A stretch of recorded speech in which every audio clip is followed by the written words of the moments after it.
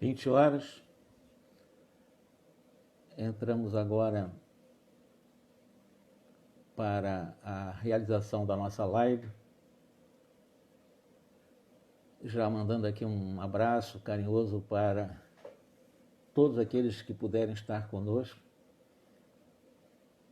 e que o nosso irmão Fabiano possa fazer para nós na exposição doutrinária sempre aquelas belas reflexões que ele faz, a fim de que saiamos daqui fortalecidos, enriquecidos no conhecimento doutrinário e com esse ferramental enorme. Boa noite, tudo bem com vocês? Dudu, assiste aí. Vamos lá, moço, vamos assistir, prestigiar o nosso trabalho. Prazer te conhecer. Primeiro contato com você agora. Mas eu vou ser breve, porque a nossa live, apenas o Instagram, após 60 minutos, eu não consigo gravar. Mas, moço, foi um grande prazer e é uma alegria muito grande estar vendo você aqui conosco, assistir a palestra do nosso irmão Fabiano, do qual vou convidar agora para que ele assista, junto comigo aqui, a prece de início.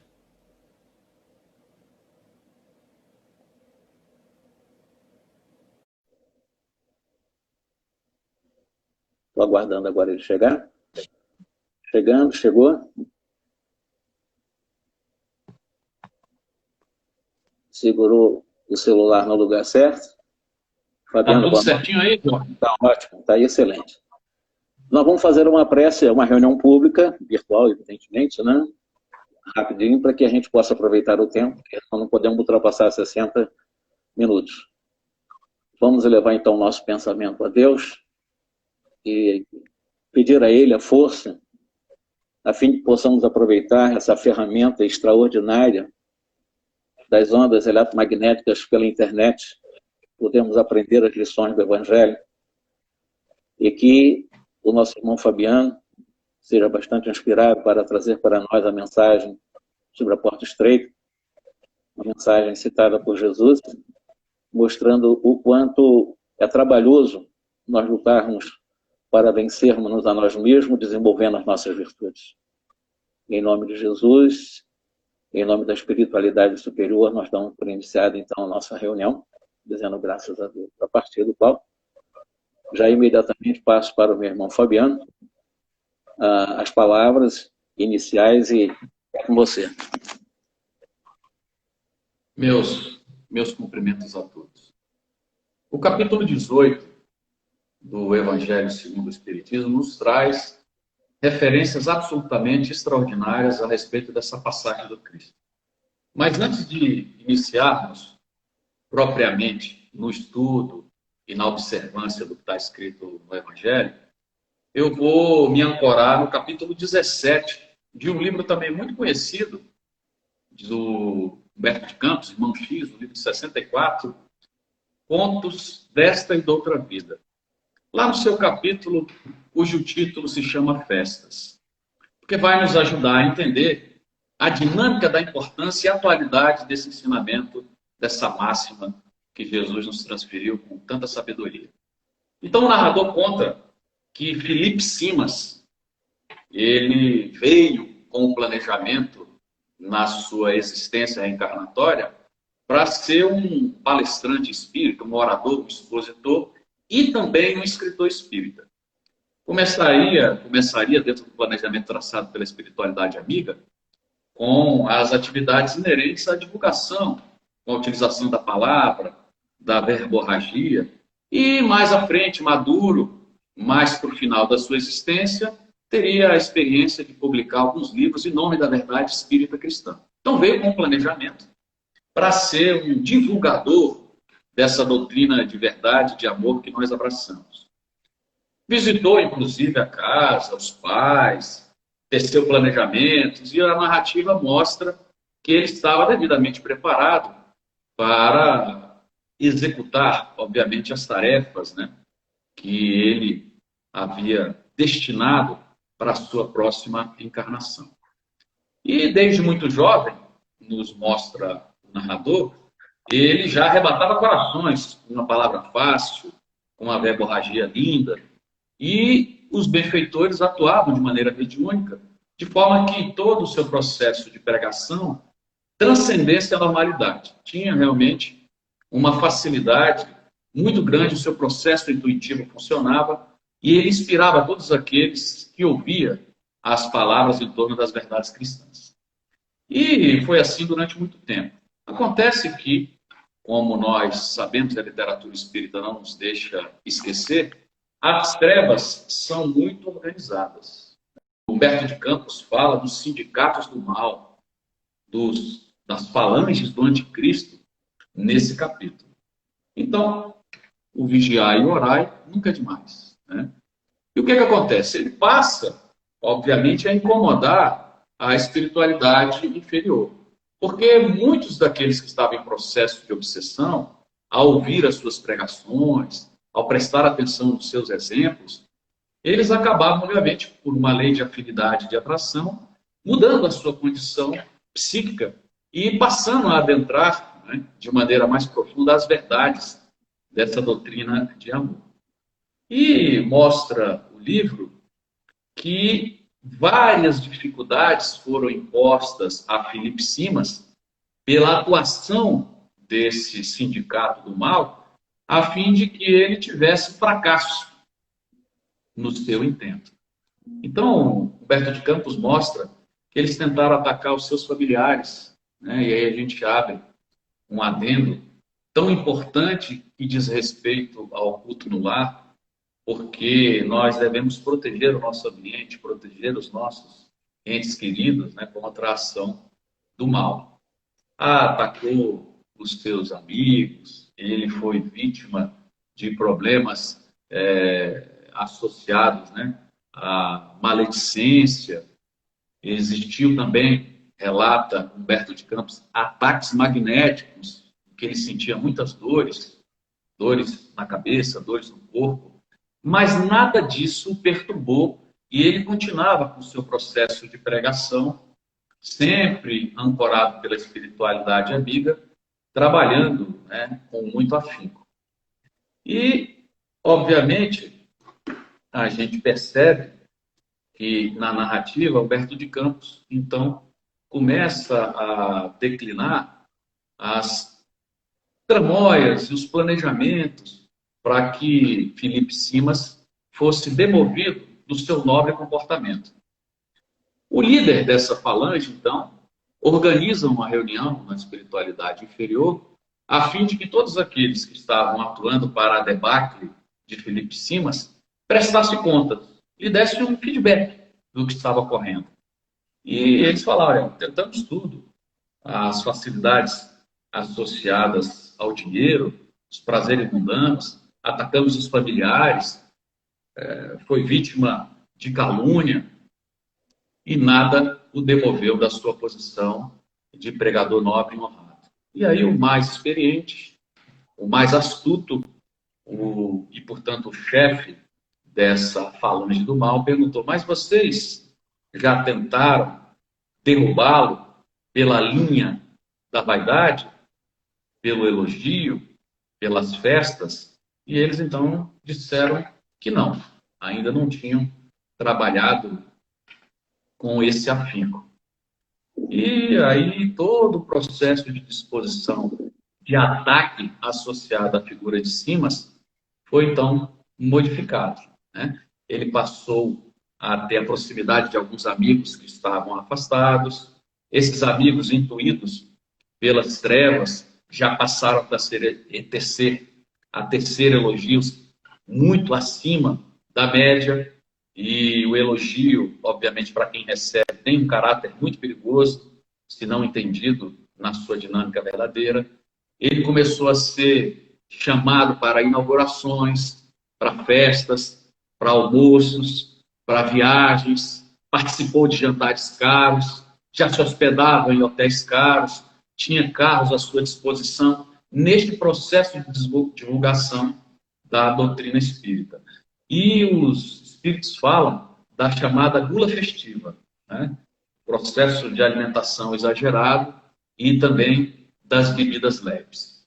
E, passado alguns anos, neste processo, obviamente, Felipe Simas, distante desse processo de reflexão, do estudo mais disciplinado, do estudo saudável, e as suas palestras, as suas exposições começaram a entrar dentro de uma linha de ação muito rotineira. Ele repetia os casos, repetia os conceitos, repetia as mesmas piadas, já estava muito seletivo sobre qual atividade iria desempenhar, já não era qualquer jantar ou qualquer prato que ele atendia, passou a ser um gastrônomo muito exigente, já estava acima do peso, não por problemas associados, né, ao condicionamento físico ou a uma taxa hormonal, mas sim pelo excesso de alimentação. E durante pouco tempo, então, os objetivos das trevas foram alcançados. Os amigos se afastavam, ele agora já era um trapo do ponto de vista físico, já estava obeso, já tinha dores de cabeça crônica, já se apresentava ansioso, a voz já sumia, já estava neurastênico, afônico, e a sua disposição agora não era mais de um pregador nobre e associado à verdade da doutrina espírita. Ele já se dispunha a brigar com a esposa, com os vizinhos, o dia que estava sol era ruim, o dia que fazia chuva também, né? Se dispunha com o gato, com o cachorro, com o papagaio, e a narrativa mostra que ele passou, então, em função desses ataques associados à sua vaidade, ele passou a ser um adversário absolutamente fácil da ação trevosa. E a programação dos livros não foi cumprida, e os espíritos inferiores, então, haviam dentro desse cenário, dentro dessa crônica, tão bem colocada por Humberto de Campos, vencidos. Isso mostra o tanto que as trevas são organizadas e que o conceito do mal precisa ser entendido pela ausência do bem.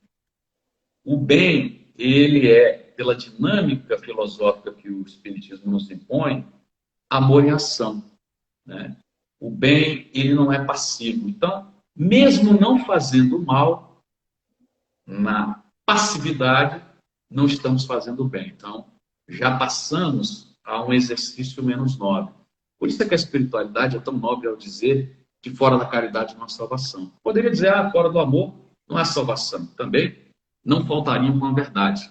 Mas o amor, até por ser um conceito mais abstrato, pode dar a impressão de algo platônico ou pouco efetivo. Não, mas a caridade é amor em ação, né? É a necessidade de agir, de limpar, de cuidar, de respeitar, de elevar o pensamento, de fazer, de ajudar com a condição financeira. Então, a caridade é amor em ação. Por isso que fora da caridade não há salvação. Então, o conceito de bem e de mal, baseados na filosofia espírita, tem uma outra dinâmica. Mas aí a gente entra dentro desse start que essa página nos oferece, no capítulo 18 do Evangelho segundo o Espiritismo, ancorado em Mateus 17. Entrai pela porta estreita, porque é larga a porta da perdição, e é espaçoso, ou seja, é grande, é amplo o caminho que ela conduz. E muitos são os que por ela entram. Olha que coisa extraordinária. É larga a porta da perdição, porque muitas são as paixões más. Porque a maioria dos que estão vinculados à atividade terrena optam pelo caminho do mal, que é necessariamente o caminho mais fácil, né? E é estreita o caminho da salvação, como nos mostra o texto, porque os grandes esforços que nós somos, obviamente, obrigados, para que o homem possa transpor, vencer suas más inclinações, suas más tendências, apresentam uma grande dificuldade. O processo, né, envolve uma resignação que muitos de nós não estamos aptos a realizar. E a gente sabe, obviamente, que o estado da sociedade humana é um estado ainda de predominância do mal. Nós vivemos num mundo de prova e expiação, e André Luiz, Emmanuel, e tantos outros articulistas extraordinários da nossa doutrina mostram que a esmagadora maioria, André Luiz chega a dar um percentual, 2/3. 2/3 da nossa sociedade encarnada, e essa dinâmica também vale para aqueles que estão desencarnados, estão absolutamente desvinculados dos interesses superiores, vivendo o próprio egocentrismo. Então, a humanidade ainda não se encontra regenerada, porque a maioria caminha na predominância do mal. Obviamente, quando essa estrada do bem for mais frequentada, estaremos migrando, né? Transformando a condição e a psicosfera da nossa sociedade.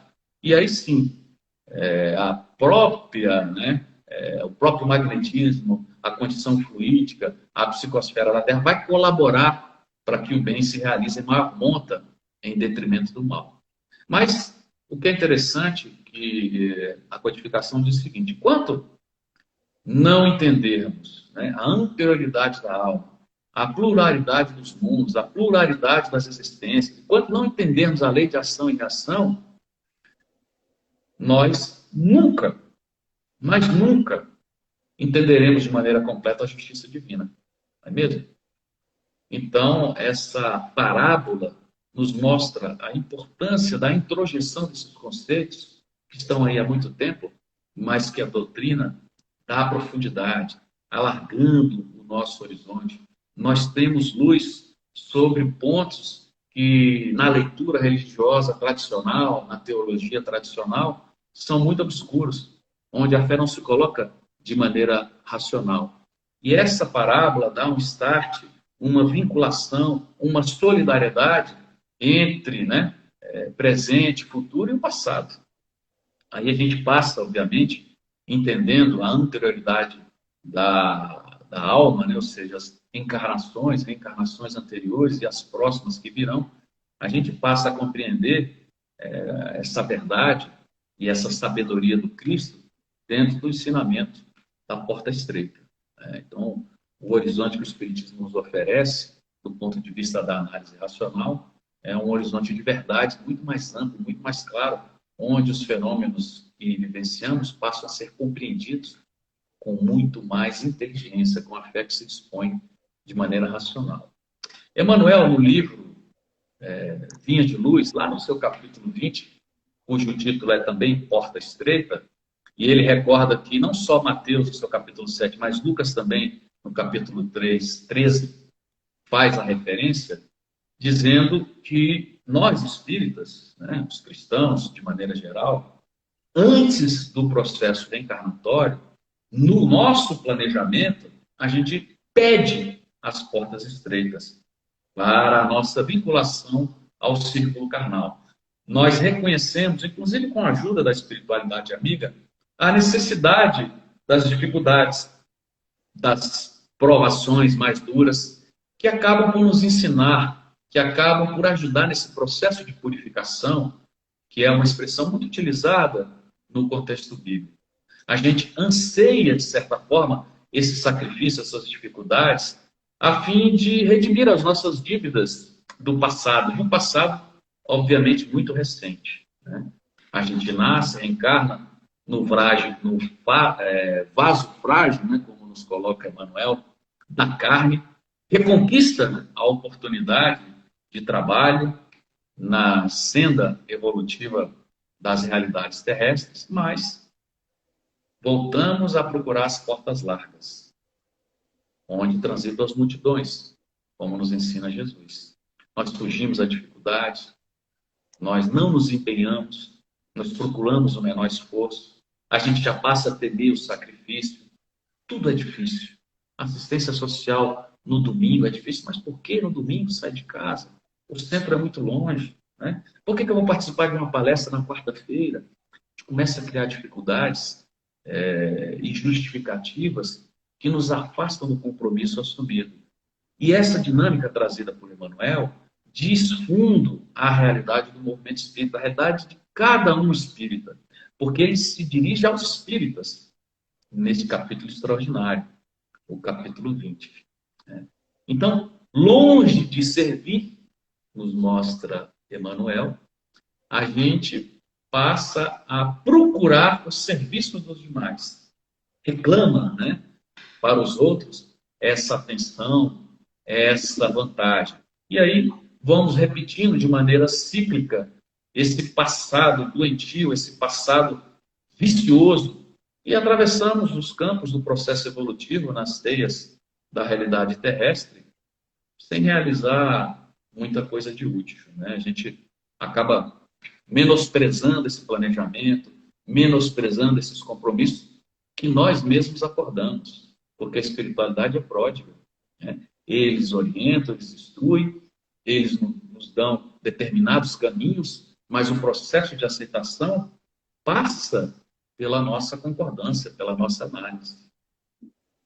Emmanuel diz, então, e olha só, contradizer Emmanuel, eu vou ser bem polido na minha fala, é um sinal de pouca inteligência, porque é um espírito de uma lucidez, de uma capacidade de raciocínio, de escrita, de síntese, que eu não conheço na literatura espírita. Então, a gente tem que ter muito cuidado para contradizer Emmanuel, né? Essa é uma tarefa que eu não faço em absoluto. Então, Emmanuel diz que, em geral, homens e mulheres que reencarnam, ou seja, a grande maioria, somente despertam quando a enfermidade bate a nossa estrutura orgânica, ou quando, obviamente, as transformações do corpo, né, em função desse preparo para a desencarnação, ou seja, quando a velhice se apresenta, aí esse processo de reflexão passa a ser mais intenso. Mas aí, dizer, já é muito tarde, né? Décadas de inatividade, de passividade se passaram. E aí a gente passa a rogar, depois que desperta para a pátria espiritual, um novo planejamento, uma nova oportunidade de vida, passa a solicitar as mesmas portas estreitas, mas nem sempre é possível que esse planejamento se dê nos moldes anteriores, né?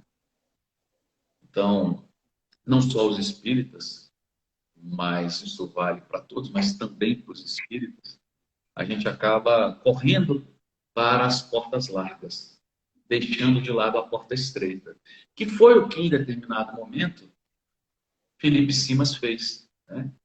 Ele, mesmo assessorado, ancorado pelos bons fluidos da espiritualidade amiga, durante algumas décadas foi leal ao trabalho de divulgação, de estruturação, de instrução, de luz sobre a verdade espírita, mas, em determinado momento, optou pelas portas mais largas e perdeu boa parte do seu processo de planejamento reencarnatório em função desses desmandos, em função dessa incúria. Por isso que essa parábola, esse ensinamento, essa máxima de Jesus é muito oportuna. E há necessidade, obviamente, de vigiarmos a todo instante e de orarmos para que essa conexão com a espiritualidade amiga se faça sempre que possível, a todo instante. Mas tem um livro, Jorge, que é, sem dúvida nenhuma, um dos mais lidos, um dos mais vendidos, mas ainda é pouco estudado, que se chama Nosso Lar, essa parceria extraordinária de André Luiz, Chico Xavier, publicado pela FEB em 44, que teve a tutela desse espírito valoroso, que é Emmanuel, que nos mostra uma passagem que nos dá, do ponto de vista até matemático e racional, a sensibilidade para entendermos a necessidade de abraçarmos a porta estreita dentro de um processo também vinculado aos ensinamentos do Cristo, do buscar e achareis. Então, conta esse capítulo, que se não me falha a memória, é o 13, mas salvo engano, onde André Luiz foi procurar o ministro Clarencio, né? Por que eu digo que esse livro é pouco estudado? Porque às vezes as pessoas esquecem dos detalhes. E a gente não pode só ler uma obra espírita como se lê um romance mundano. A obra espírita precisa ser lida, relida, marcada, refletida, questionada em cada parágrafo, porque aí é que a memória se faz, é aí que o registro, o conceito passa a ser introjetado. Os espíritas precisam ter o hábito de estudar, não só de ler, né? Então, essa passagem mostra exatamente essa ânsia de André Luiz de se tornar útil e procura, então, o ministro Clarencio para pedir trabalho. Obviamente que as preocupações deles, naquele momento, eram outras. E depois ele fica sabendo, embora ele tenha se deslocado cedo para o Ministério do Auxílio, que Clarencio já estava lá muito cedo, desenvolvendo uma série de outros trabalhos, né? Liderando a sua agenda. Aliás, um trabalhador infatigável, né? A narrativa de André Luiz mostra que ele já estava há vários anos sem férias. Né? O governador, inclusive, há 114 anos sem férias, imagine, né? Então, mas assim, interessante é que o ministro e o próprio governador faziam questão de que os seus subordinados tirassem férias, né, para descanso. Mas eles davam um exemplo extraordinário. Então, a importância do trabalho, né? A importância de nos associarmos, corpo e alma, à lei de trabalho, à lei de progresso. Mas ele vai, na narrativa, mostrando que depois que o ministro Clarence termina todo aquele trabalho urgente, passa a atender 2 pessoas. Ele achou aquilo estranho e depois ele entendeu que era para otimizar, né, nesse procedimento inteligente o atendimento de tantos que estavam ali à sua procura. Foi chamada, então, uma senhora junto com ele. E a senhora, até por deferência, passou a declinar sua intenção de ajudar os filhos que estavam na matéria, porque ele tinha saudades, ela tinha saudades, ela precisava visitá-los, queria colaborar, queria orientar, queria instruir. E o Clarencio, com toda a sua simpatia, com toda a sua galhardia, ouviu o relato da senhora.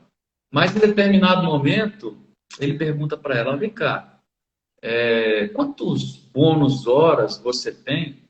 Porque, segundo os seus dados aqui, você está há mais de 6 anos em nosso lar. Né? Então, é esse ponto relativo a cada hora de serviço trabalhado, né, conhecido como bônus hora. Ela tinha somado, nesses mais de 6 anos, 6 anos e alguns meses, possivelmente, 304 horas de trabalho. Já tinha tentado, né, ser útil em várias atividades, serviço de vigilância, de enfermagem, serviços administrativos, e ela nunca se dispunha, obviamente, ao efetivo trabalho. E Clarence, então, com muita bondade e inteligência, fala, olha, o trabalho e a humildade são as 2 margens para o caminho do auxílio. Você precisa ter condição, bagagem e mérito para poder auxiliar. Se você quer ajudar os seus, e é lícito que você queira, é lícito, desenvolva, né? Tenha méritos, acumule trabalho, seja humilde, se ajude. E aí a gente até fica estarrecido, porque se você pegar 6 anos, nós estamos falando em mais de 2.200 dias. Nesses 2.200 dias ela trabalhou, se considerarmos 8 horas de efetivo trabalho por dia, você pode trabalhar mais, 38 dias. Quer dizer, 6 anos que ela ficou mostrando toda a sua inatividade, a sua ausência de produtividade, a sua preguiça, mesmo sendo orientada, mesmo estando numa colônia espiritual nobre como o nosso lar, mesmo estando fora da carne, com a mente dilatada para a necessidade de vinculação a essa lei de progresso de trabalho. Optou, mesmo nessas condições, para as portas da preguiça, né? Para as portas mais largas, para a inanição, para a passividade. No capítulo 25 do Evangelho segundo o Espiritismo, nós temos lá o buscar e achareis, né? De Jesus. Ajude a ti mesmo, que o céu te ajudará. Então a gente percebe a conexão do capítulo 18, do capítulo 25, nessa necessidade de produtividade em torno desse ideário que nos traz as realizações materiais. Então, o que os Espíritos dizem? Fazem 2 análises, uma do ponto de vista terreno, outra do ponto de vista moral. Então, do ponto de vista terreno, essa máxima buscais e achareis, ela é análoga ao ajude a ti mesmo que o céu te ajudará. Né? Ou seja, faça a sua parte, que tudo vai conspirar em seu favor. Esse princípio da lei de trabalho, da lei de progresso, que estão intimamente associadas à produção, né? Ao resultante das nossas atividades, porque põe em ação as forças da inteligência. Né? Por isso que procure e achareis, trabalhe e produzirás, estão intimamente associados à lei de causa e efeito, à lei de ação e reação. A cada um será dado segundo as suas obras. Se a gente quer poder ajudar, nós precisamos ter condição de ajudar. Do ponto de vista moral, essas palavras de Jesus, né, significam, obviamente, as verdades inseridas em toda a sua exemplificação. Olha, se você pedir a ajuda da espiritualidade amiga, se você pedir intuição, se você pedir resistência para que o mal não te perturbe, o mundo espiritual vai fazer a sua parte. Mas se você pedir assistência dos bons espíritas, dos bons espíritos, eles vão te acompanhar. Se você pedir os bons conselhos, você será intuído devidamente. Mas você tem que pedir, você tem que solicitar com fé, com confiança, com fervor, com humildade, jamais com arrogância, com presunção, com orgulho. Nós precisamos nos submeter a esse ideário, entendendo as nossas fraquezas, solicitando, obviamente, para a espiritualidade amiga esse suporte. Então, é o buscar e acharei. Né? Faça a sua parte, um ensinamento extraordinário no Sermão do Monte do Cristo. Né? Cada dia basta o seu próprio mal. Não adianta você ficar preocupado com o que você vai vestir, com o que você vai comer, com o que você vai beber. Faça a sua parte, que o céu conspira em seu favor. Então, a gente precisa estar vinculado a esse conjunto, né? A esse ideário, a esse processo magnético.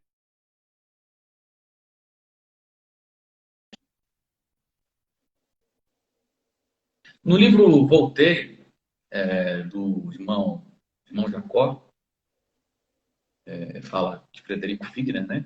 Essa parceria com Chico Xavier, um livro de 49, publicado pela FED, um livro fininho, mas extraordinário. O Frederico Figner conta que logo depois que desencarnou,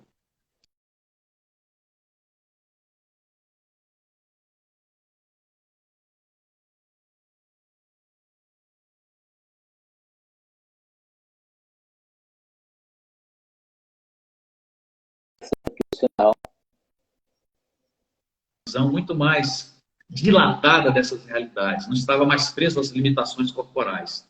E aí ele disse que viu um mundo novo, né? Uma dimensão absolutamente extraordinária, um aspecto intraduzível. Ele dizia que as casas espíritas, em função, né, dos seus objetivos maiores de estudo e de socorro, a casa espírita é uma escola, mas é também um hospital, eram verdadeiras colmeias, é a expressão que ele usa, né?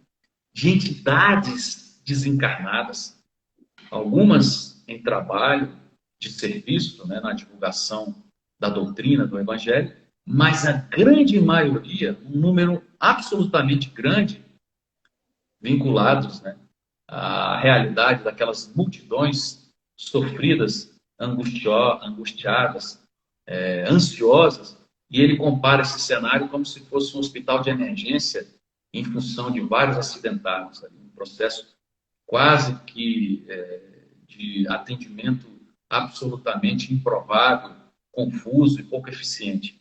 E ele diz, então, que essa primeira impressão que ele teve foi uma impressão negativa, né? Por conta da incapacidade da colaboração humana diante das demandas espirituais daqueles espíritos perturbados, ansiosos, distantes da realidade evangélica. Obviamente, depois, ao longo do capítulo, ele diz que os seus instrutores, os seus amigos mais experimentados, mais lúcidos, lhe deram ânimo, mostrando que a semente minúscula vai produzir toneladas de grãos, que abastecem o mundo. Né? Olha que imagem bonita. E assim também os germes da boa vontade, que improvisam as atividades heróicas. Olha que expressão belíssima, né? Coisa do espírito superior. E a gente agora vive uma situação muito diferente, né, Jorge e amigos? 20 mil casas espíritas fechadas por conta desse processo pandêmico. E as trevas, querendo ou não, acabam se deliciando com essa realidade, né? E poucos centros, infelizmente, estão atuando na esfera da atividade virtual. Então, o pai está de parabéns pelas suas iniciativas, porque tem muita gente que está absolutamente estagnado nesse processo de assistência e de divulgação das realidades espíritas, em função de todo esse cenário que não nos cabe aqui analisar. Mas, caminhando com a nossa falação, eu gosto sempre de lembrar, trazer à baila das considerações, normalmente para despertar a necessidade do espírita de entender essas verdades, de entender esse convite extraordinário de Jesus, entrar pela porta estreita. Olha, a vida, nós não viemos a passeio. A vida, ela tem momentos de felicidade e prazer, mas nós viemos para trabalhar, para sermos úteis, para sermos produtivos. Essa é a mensagem cristã. E o capítulo 20 do Evangelho segundo o Espiritismo, que nos traz a missão dos espíritas, quer dizer, direcionado para nós, Erasto, quando ele escreve, né, em Paris, 1863, ele diz lá: não se assustem, se dirigindo aos espíritas. As línguas de fogo estão sobre as vossas cabeças. Sois os escolhidos de Deus, e de pregai a palavra divina. Os grandes e os eruditos vão exigir prova. Olha que interessante, né? Que imagem extraordinária, que espírito genial. Os pequenos e os simples aceitarão. Veja se já não é um elemento associado ao elitismo espírita. Olha só, né? Quando a gente passa a interpretar os grandes, os eruditos, sempre se portam de maneira arrogante, vão exigir provas. Mas os pequenos, na sua sensibilidade, na sua humildade, na sua singeleza, aceitarão. Olha que interessante. Aí ele continua dizendo: olha, as palavras perdidas eu sei, mas o espírito não deve se preocupar com isso. Não deve se importar. É necessário que regue com o seu suor o solo a ser semeado. Caso contrário, ele não vai frutificar, ele não vai produzir. Contigo, chama a atenção, estão os espíritos elevados, mas desde que façamos a nossa parte. Né? É o buscar e achareis. É chegada a hora de sacrificar os vossos hábitos, trabalhos e ocupações fúteis. Interessante é que os espíritos não dizem de sacrificar todos os hábitos ou todas as ocupações fúteis, porque todos nós temos ocupações fúteis e muitas dessas ocupações fúteis são lícitas, mas né, de suprimir algumas delas em favor da atividade de divulgação, em favor da assistência, em favor do próximo, em favor da nosso processo de evolução, nosso processo de aquisição cultural, por que não? Né? Não se preocupem, faz um chamamento extraordinário. Não se preocupem com as emboscadas armadas pelo caminho. Olha só. Somente os lobos caem em armadilhas para lobos. Essa imagem é fantástica, né? É um linguajar associado à realidade do século XIX, mas absolutamente lúcido aos dias atuais. E ele termina, então, essa primeira etapa, né, do seu pensamento, dizendo: aproxima-se a hora que a luz vai se espargirá sobre os dois mundos. Fazendo, obviamente, alusão a esse processo de transformação que estamos vivenciando. Espíritas, continua, né, Erasto, armem-se de decisão e coragem, mãos à obra, o arado está pronto, a terra espera, olha, nos convocando para a atividade. Né? Mas fique atento, porque muitos dos chamados para o Espiritismo irão se transviar. Agradeça a Deus a tarefa gloriosa que Ele te ofereceu. Mas fique atento. E nós temos exemplos assim. Né? Exemplos de ex-espíritas que, estou com Kardec, nunca foram espíritas verdadeiramente. Nós temos dentro do movimento espíritas defendendo aborto, né? Coisa esdrúxula, espírita abortista, espíritas vinculados a movimentos de esquerda ou movimentos outros. Mesmo? Espíritas anti-Emanuel, anti-André Luiz, anti-Chico.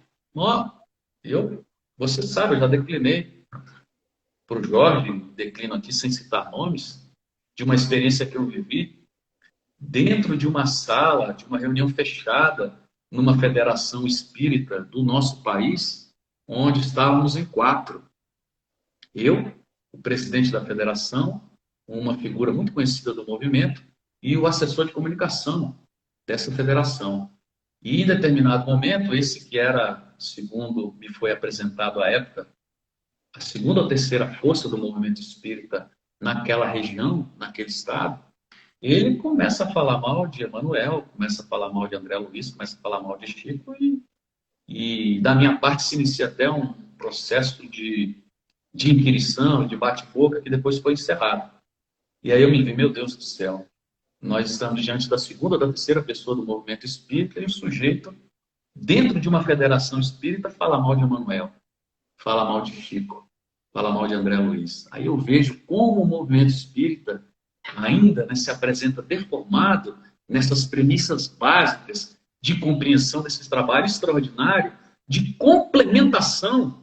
Não tem nada que Emanuel trouxe que destrói a codificação, muito pelo contrário. Né? É um processo de complementação, mas isso se dá fruto do estudo, fruto da vinculação, fruto da intuição, e que muitos de nós espíritas não fazemos. Então, esses adversários estão dentro do movimento espírita. E Erasto fala isso em 1863. Muitos chamados para o espiritismo irão se transviar. E aí a pergunta é feita, mas como então a gente vai identificar os verdadeiros espíritas? E Erasto responde, nós iremos reconhecer os verdadeiros espíritas pelos princípios da verdadeira caridade. Olha aí a vinculação do amor em ação. Né? Que eles não só ensinarão, porque falar é fácil. O que nós estamos fazendo aqui é muito fácil. Mesmo? Falar é muito fácil. Não só o que eles ensinarão, mas o que eles praticarão. Olha o exercício ativo. Pelo número de aflitos a quem eles levem consolo, pelo seu amor ao próximo, pela sua abnegação, pelo seu desinteresse pessoal. É assim que os verdadeiros espíritas serão reconhecidos. Ainda na continuidade desse capítulo, que é extraordinário, é o menor capítulo de todo o Evangelho, o capítulo 20, mas ele é direcionado para nós espíritas, ele deve ser lido, relido, estudado, memorizado. Eu tenho praticamente todo memorizado, porque eu já li várias vezes, e toda vez que eu leio eu me emociono, toda vez que eu leio eu me sinto ainda pouco efetivo nas atividades de divulgação, de trabalho, de mudança interior, porque com certeza a gente faz um planejamento, né? E a gente precisa se empenhar, pelo menos para cumprir em grande monta esse planejamento. Então lá no capítulo 20 nós temos no subtítulo Obreiros do Senhor, que é uma transcrição de 1862 do Espírito de Verdade, ou seja, um conjunto de espíritos que estão autorizados por Jesus a falar em nome dele. Isso é muito sério. Né? Então ele diz, olha, aproxima-se o tempo em que se cumprirão, né, as profecias, as coisas anunciadas para o processo de transformação que a humanidade está passando. Todos nós entendemos, né, essa migração para um mundo de regeneração. Que bom que ela venha com todos os seus problemas, mas com todas as suas alegrias. Ditosos são os que houverem trabalhado no campo do Senhor sem desinteresse, pelo móvel da caridade. Olha o convite do trabalho. Né? Seus dias serão pagos pelo cêntuplo do que tiverem esperado. É até surreal a gente entender essa dinâmica matemática que é posta nesse chamariz, nesse processo de envolvimento intelectual, emocional, nesse incentivo que a gente recebe com essas belas palavras. Mas tem um contraponto. Ai daqueles que houverem retardado a hora da colheita, pois a tempestade virá e eles serão levados. Aí a gente entende esse processo de regeneração, né? Esse processo de degredo, de higienização que a Terra está passando. Aí eles clamarão graça, graça, ou seja, dentro da leitura teológica, né? Pedirão perdão. Né? Mas pedir perdão, se você não teve preocupação com o seu próximo, se você não teve preocupação com o seu processo de cultura, de evolução íntima, você já procurou, né? O texto coloca, as recompensas materiais. Quem procurou as recompensas materiais não vai desfrutar das recompensas espirituais. Olha a porta estreita, caracterizada de maneira clara. As recompensas celestes, nos oferece esse capítulo 20, são para os que não buscaram os prazeres mundanos, os prazeres da terra. Ou seja, a gente precisa declinar parte da nossa atividade, do nosso ideário, da nossa agenda, para esse trabalho, né? Para o trabalho de divulgação, para o trabalho de assistência, para o trabalho de amparo, para o trabalho de instrução, dentro, obviamente, das nossas limitações. Deus procede, nesse instante, o censo dos seus servidores. Né? Marca com o dedo, olha que imagem. Ele marca com o dedo, ele seleciona, ele sabe, porque conhece aqueles que estão envolvidos dentro dessa proposta, né, absolutamente extraordinária. E diz, né, ele vai confiar aos postos mais difíceis, não está falando os mais fáceis, os mais difíceis, na grande obra de regeneração pelo Espiritismo, daqueles que nesse momento se vincularem a essa página lúcida, translúcida de verdade e amor, que transborda, né, das verdades, transborda nas verdades trazidas por essa doutrina. Então, os bons espíritas de hoje, aqueles que estão optando pela porta estreita, os bons religiosos, vão ter, obviamente, postos difíceis no futuro, mas postos prazerosos, postos que vão colaborar efetivamente com o nosso agradecimento. E aí ele diz, aí vão se cumprir as palavras, os primeiros serão os últimos e os últimos serão os primeiros no reino do céu. Muita gente não sabe o que isso quer dizer. Henri Rey, também em 1863, nesse mesmo capítulo, explica para a gente, olha, o ensino do mestre diz que os obreiros da última hora são os bons espíritas. Então, quando ele classifica os bons espíritas, é porque existem os espíritas ruins, como nós já comentamos, que são os maiores adversários do espiritismo. Estão dentro do espiritismo criando confusão. São os maiores adversários. E para os bons espíritas, chegou a hora de embolsar o salário, mas mediante o emprego produtivo dessa última hora. E aí ele fala, né, que os obreiros que chegaram na primeira hora, e cria uma série de classificações, fala dos profetas, a gente pode lembrar da figura de Moisés, Isaías, Jeremias, Malaquias, Zacarias, dos iniciadores das etapas do progresso associado ao apostolado do Cristo, então Pedro, extraordinário Pedro, um Mateus, um João, um André, um Tiago, ou dos mártires, né, João Batista, Jean Hus, Joana d'Arc, Paulo de Tarso, os pais da igreja, faz referência aos pais da igreja, Tomás de Aquino, um Santo Agostinho, sábios filósofos de todos os tempos, Sócrates, Platão, Aristóteles, Pascal, Isaac Newton, Leonardo da Vinci, uma figura extraordinária como Voltaire.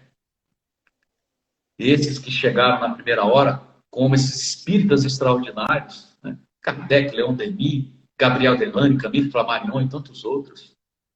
Cientistas e filósofos mais recentes, modernos, que colaboraram com essas verdades, mostrando, associados à metodologia, ao raciocínio crítico, lógico, as verdades espíritas, né? William Crookes, um Alexandre Aksakoff, um Alfred Russel Wallace, um Ernesto Bozan, Cesare Lombroso, um Oliver Lodge, a figura extraordinária de um Charles Richer, um Arthur Conan Doyle, né? Um Thomas Edison, que falou em defesa do espiritismo, um Cromwell Varley, um Will Crawford, um Warren Crawford, figuras que se vincularam, né? Colocaram toda a sua biografia à disposição da divulgação das verdades espiritistas, das verdades espirituais, da verdade, né, da condição de vida da alma após a morte. Então, os bons espíritas, hoje, recebem essa recompensa até em maior monta. É o que Henri Rey fala. Henri Rey, né? Ou Henri Rey. Depende da opção de cada um. Mas é exatamente o que ele coloca. Que os bons espíritas recebem essa recompensa até em maior monta. Por quê? Porque nós estamos aproveitando, nós, eu, vocês, todos os espíritas da atualidade, esse périplo, esses labores intelectuais que esses nossos antepassados, que esses nossos predecessores se debruçaram. É a consolidação, com esse pioneirismo das verdades que chegam para a gente hoje de maneira absolutamente clara, mastigada, fácil. Eles venceram preconceitos e barreiras que nós não somos, né? Ou não temos a devida condição, ainda pela nossa condição inferior, de vencer. Então, todo esse trabalho de bastidor foi feito em favor de nós, de todos nós, e da verdade que já está se instalando, né? Com toda a sua magnitude. Então, o verdadeiro sentido dessa parábola, dessa máxima ensinada por Jesus, fala do futuro sob todas as formas e imagens, mas traz essa revelação dessa magnífica unidade que harmoniza todo o universo, dessa solidariedade, volto a dizer, que liga tudo e todos, né, entre presente, passado e futuro. E em função, Jorge, já do horário, eu encerro a minha participação dizendo que Jesus nos convida a sermos os trabalhadores dessa última hora, a sermos bons espíritas, a sermos bons cristãos. Isso não é fácil. Para tanto, a gente tem que procurar e abrir e atravessar as portas estreitas. São as dificuldades do dia a dia, né? E eu sinto você aí que está abrindo essa porta estreita para mim, com a sua boa vontade, todos vocês, para que a gente possa falar um pouco daquilo que precisamos ouvir, né? Essa é a solicitação absolutamente extraordinária que as páginas espíritas nos fazem, a fim de que a gente repense a cada instante as opções diárias, né? Entendendo que a nossa agenda de produção em favor do próximo tem sempre um espaço para ser ampliado. Eu agradeço a paciência, a boa vontade, a simpatia e o espaço concedido pelo Pai, que é uma casa que está sempre bem pontuada no nosso coração. Fabiano, nos sentimos muito felizes também, muito alegres. As suas palavras tão sentidas, saídas do seu coração, tão verdadeiras, pela sua honestidade de intenção, pela sua sinceridade de propósito, a família do Pai, nós que estamos trabalhando lá no Pai, agradecemos o apoio que você tem dado para nós às quartas, no sábado, e para nós não extrapolarmos o tempo, para nós podermos deixar gravada essa sua belíssima palestra para nós vamos fazer a prece de encerramento como nós fizemos de início, a fim de que nós possamos, nessa gratidão, solicitar mais uma vez, conduzir-nos nessa prece de encerramento, lembrando que faltam em torno de 6, 7 minutos para fechar, então vamos tentar fechar bem antes, senão a gente perde a gravação.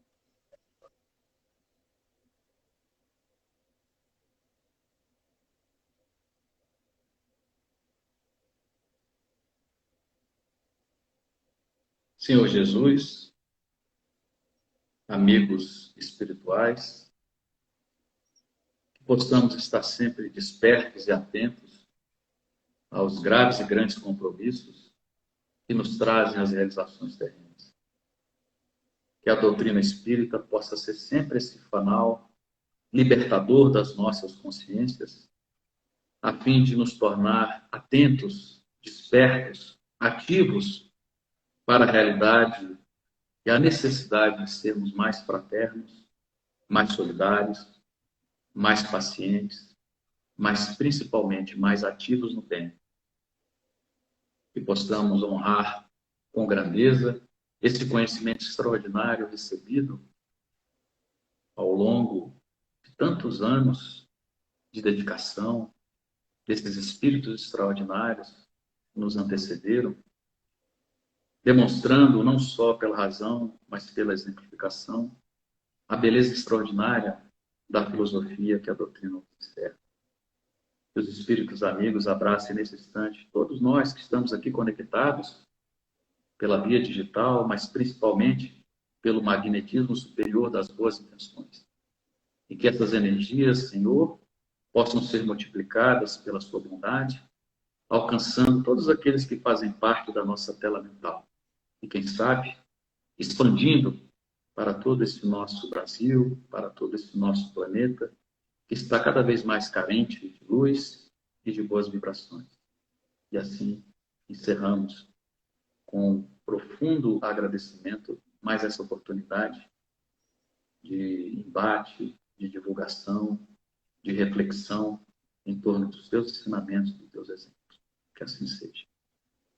Assim seja. Muito obrigado mais uma vez, Fabiano. Foi uma maravilha para nós, todos nós. E agradeço a presença de todos também. E a partir desse momento, peço licença para encerrar a nossa live. Uma boa noite a todos.